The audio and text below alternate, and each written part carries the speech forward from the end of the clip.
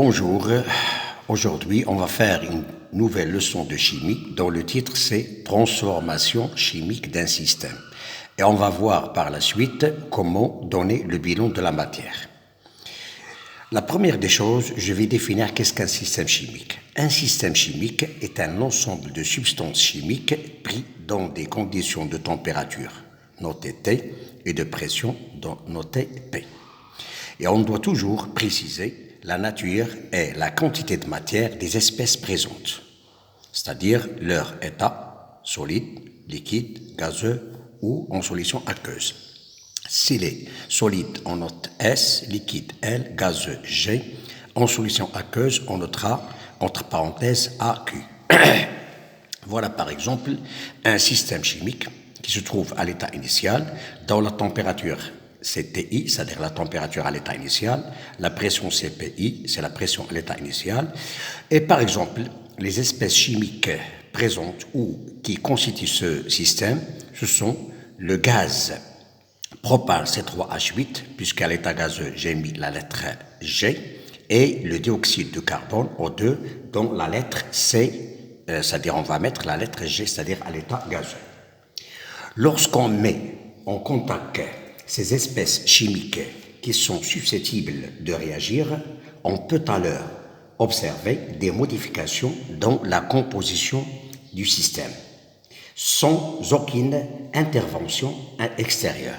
Puisqu'il n'y a pas d'intervention extérieure, on dit que le système évolue chimiquement, c'est-à-dire on obtient un nouvel état qu'on appelle l'état final, dont la température c'est T finale, la pression c'est P finale, et les espèces chimiques qui sont formées au cours de cette transformation, ce sont le gaz dioxyde de carbone et l'eau. L'eau à l'état liquide, je vais mettre la lettre L, celui-là c'est à l'état gazeux.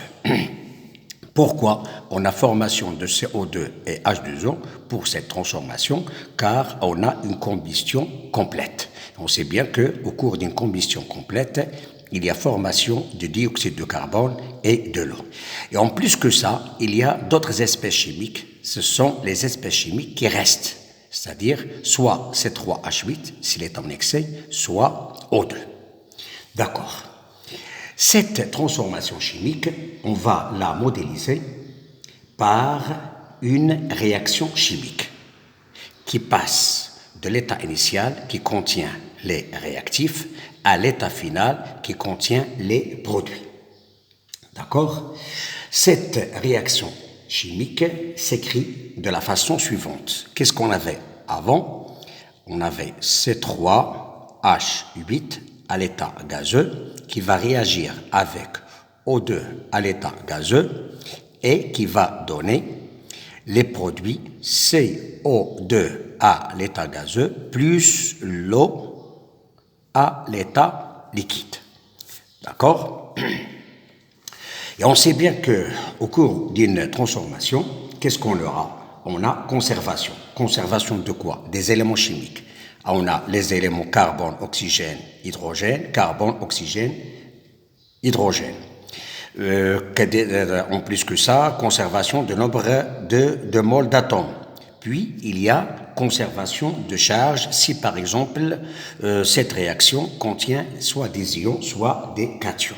C'est pour cela que la première des choses qu'il faut faire, c'est équilibrer cette équation. C'est-à-dire, dans les réactifs, on a 3 moles de carbone. On a 1, donc je dois multiplier par 3. L'hydrogène, on avait 8. On avait seulement 2 dans les produits. J'ai multiplié par 4 pour avoir 2. Pour avoir 8. 4 fois 2, c'est 8. Maintenant, je passe à l'oxygène. Dans les réactifs, on a seulement 2. Mais dans les produits, on a 3 fois 2, 6, plus 4, c'est 10. Pour avoir 10, je multiplie par 5. Et comme ça, l'équation est équilibrée. 3C, 8H, 4 fois 2, c'est 8. 5 fois 2, 10O. 3 fois 2, 6, plus 4, c'est 10. Et je dis que cette équation est équilibrée. Les facteurs 1, 5, 3 et 4, on les appelle coefficients stoichiométriques. Merci.